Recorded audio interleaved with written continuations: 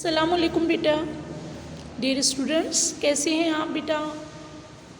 امید ہے سب خیریت سے ہوں گے. میں آپ کی اردو کی ٹیچر میڈم فریحہ. بیٹا گزشتہ کلاس میں ہم نے میر تقی میر کی غزل کے بارے میں اور ان کی حالات زندگی کے بارے میں آپ کو بتایا تھا کہ میر تقی میر غم کا شاعر، غزل کا بادشاہ اور خدائے سخن کے نام سے ان کو یاد کیا جاتا ہے. آگرہ میں 1724 کو پیدا ہوئے، 1810 کو وفات پائی. یہ عظیم شاعر کسی تعارف کے بیٹا محتاج نہیں ہے. تخلص ان کا میر ہے. اور غزل کے بارے میں بتاتی چلوں کہ یہ غزل ان کی انتخاب کلام میر سے لی گئی ہے، محفوظ ہے. اس کے علاوہ بیٹا ان کی ادبی حیثیت اس وقت غزل گو شاعر کے نام سے ہے.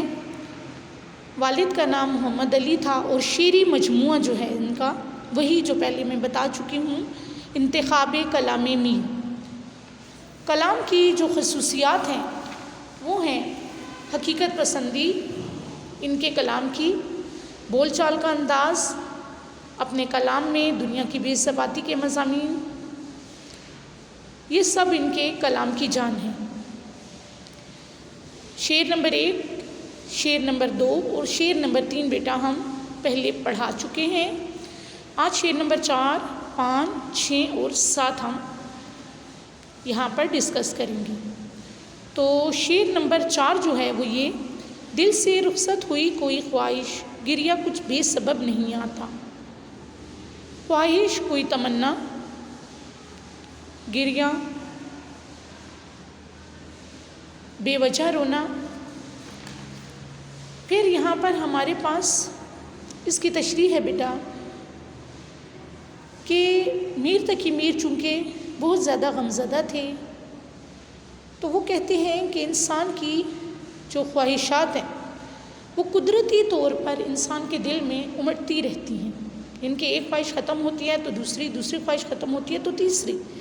یعنی کہ وہ کہتے ہیں کہ انسان کا دل جو ہے وہ خواہشات کا مرکز ہے، اور جب اسے خوشیاں ملتی ہیں تو انسان خوش ہو جاتا ہے. یہ قدرتی طور پہ آپ جانتے ہیں، یہ فطرت ہے انسان کی کہ جب اسے خوشیاں ملتی ہیں تو وہ خوش ہو جاتا ہے، اور جب وہ غم اس کو ملتا ہے یا وہ غمگین ہوتا ہے تو وہ آپ جانتے ہیں کہ غمزدہ ہو جاتا ہے. لیکن جب انسان کی خواہش نامکمل رہ جاتی ہے تو وہ غمگین ہو جاتا ہے، یعنی کہ وہ غمزدہ ہو جاتا ہے. تو میر تقی میر بھی یہی کہہ رہے ہیں کہ میرے غمزدہ ہونے کی یہی وجہ ہے کہ میری خواہشات جو ہیں وہ پوری کبھی نہیں ہوئی. زندگی میں اتنے غم ملے کہ ان کے بعد اب مجھے کسی چیز کی حوصلہ ہی نہیں ہے، اور اگر کبھی مجھے کوئی خوشی مل بھی جاتی تھی تو جلدی غم میں تبدیل ہو جاتی تھی. تو وہ میر تقی میر اپنے رونے کا یہ سبب بتاتے ہیں کہ میں اس لیے روتا رہتا ہوں کہ میری کبھی کوئی خواہش بھی پوری نہیں ہوئی، اور دوسری بڑی وجہ کہ مجھے زندگی نے ہمیشہ غم ہی غم دیے ہیں، کبھی خوشی کا لمحہ مجھے میسر ہی نہیں آیا. جی، حوصلہ شرط عشق ہے ورنہ بات کا کس کو ڈھب نہیں آتا.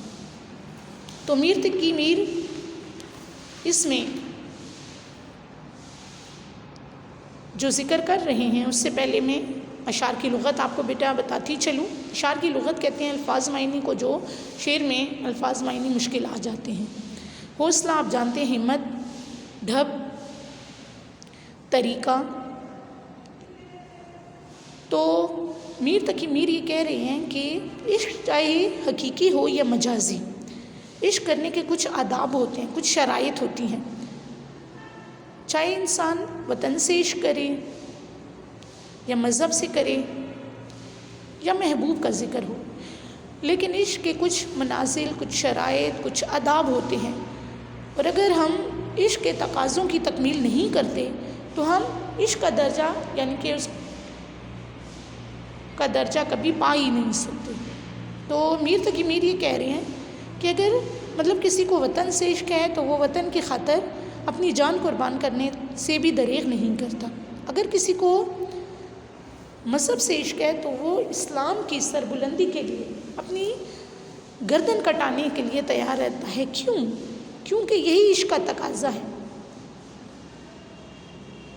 تو اس نے کہا کہ ایسی بات نہیں ہے کہ مجھے بات نہیں کرنی آتی یا میں بات نہیں کر سکتا، لیکن عشق میں حوصلہ ہی تو شرط اول ہے، اسی وجہ سے تو میں بات نہیں کر سکتا، ورنہ ایسی بات نہیں ہے کہ میں بات نہیں کر سکتا. لیکن میرے عشق کا تقاضا یہ ہے کہ میں چپ ہوں. میں محبوب کو رسوا نہیں کرنا چاہتا، کیونکہ اپنی محبت کو رسوا کرنا عشق کے اصولوں کے خلاف ہے. اس متعلق میر تقی میر ایک خوبصورت شعر کہتے ہیں کہ ہے کچھ ایسی بات جو میں چپ ہوں، ورنہ کیا بات کر نہیں آتی. اچھا بیٹا اگلا شعر ہے، جی میں ہے کیا کیا ہے اپنے اے ہمدم، پر سخنے تاب لب نہیں آتا. اب اس میں جی دل کی بات کر رہے ہیں، من کی بات کر رہے ہیں، پھر ہمدم ساتھی، دوست، ہمدرد، سخن بات، شعر، اور بلب ہونٹ تک. تو یہاں پر میر تقی میر یہ ذکر کر رہے ہیں کہ ایسی بات نہیں ہے کہ میری زندگی جو ہے وہ خوشحالی کبھی آئی لیکن جلد ہی وہ مجھ سے جدا ہو گئی، اور میرے دل میں اتنی باتیں ہیں، ہزار ارمان ہیں، ہزار خواہشیں ہیں جو میں کہنا چاہتا ہوں، محبوب سے گلے کرنا چاہتا ہوں، شکوے کرنا چاہتا ہوں، جو ظلم و ستم اس نے میرے ساتھ کیے ہیں وہ اس کو بتانا چاہتا ہوں، لیکن میں ایسا نہیں کر سکتا کیونکہ مجھے اپنے محبوب کی عزت کا خیال ہے، اور میں اپنے محبوب کی عزت کی وجہ سے اس کو کسی کے سامنے بدنام نہیں کر سکتا. اس لیے یہ نہیں مطلب ہے کہ میرے پاس کچھ کہنے کو نہیں ہے یا میں خاموش ہوں، مجھے کچھ بات نہیں آتی، لیکن میں اپنی محبت کو رسوا نہیں کرنا چاہتا. لاسٹ شعر میں بیٹا دور بیٹھا غبار میرون سے عشق بن یہ ادب نہیں آتا. غبار، دھول، مٹی، میر نے اپنا تخلص استعمال کیا ہے، بن بغیر، ادب آپ جانتے ہیں طریقہ، احترام. تو میر تقی میر یہ کہہ رہے ہیں آخری شعر میں کہ میں آخری شعر یعنی کہ مقطع میں وہ یہ ذکر کر رہے ہیں کہ میں اپنے محبوب کا بہت احترام کرتا ہوں، چونکہ میں دل سے اس سے محبت کرتا ہوں، اس کا ادب کرتا ہوں، اس کی خدمت میں حاضر ہوتا ہوں، تو دور جا کر بیٹھتا ہوں کہ کہیں اس کی شان میں کوئی گستاخی نہ ہو جائے. یعنی میر تقی میر ادب کا یہ تقاضا بیٹا بتا رہے ہیں کہ انسان جب کسی سے محبت کرتا ہے تو اس کے اصولوں کا بھی احترام کرتا ہے. اور میر تقی میر بھی اپنی اسی محبت کو رسوا نہیں کرنا چاہتے. وہ کہتے ہیں کہ کہیں ایسا نہ ہو کہ میں محبوب کے قریب بیٹھ جاؤں اور باتوں باتوں میں کچھ ایسی بات کر جاؤں جو کہ ان کو ناگوار گزر جائے.